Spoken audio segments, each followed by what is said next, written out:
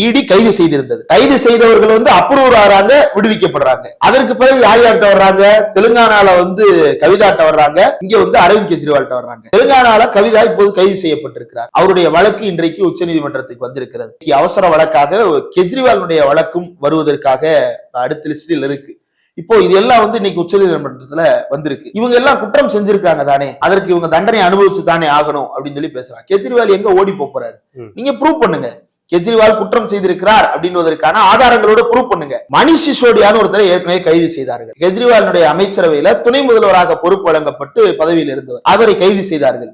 இதுவரை இதே வழக்குதான், ஒரே வழக்குலதான் கைது செய்யறாங்க. ஒரே வழக்குலதான் சரத்சந்திரா ரெட்டி கைதாகிறாரு. ஒரே வழக்குலதான் மகுந்த ராகவ ரெட்டி கைதாகிறாரு. அதே வழக்குல கவிதா கைதாகிறாங்க. அரவிந்த் கெஜ்ரிவால், மணிஷ் சிசோடியா அவ்வளவு பேர் கைதாகிறாங்க. இதுவரை யார் மீதாவது குற்றப்பத்திரிகை தாக்கல் செய்யப்பட்டிருக்கிறதா? மணிஷ் சிசோடியா மீது ஆதாரங்களை வழங்கி இருக்கிறார்களா?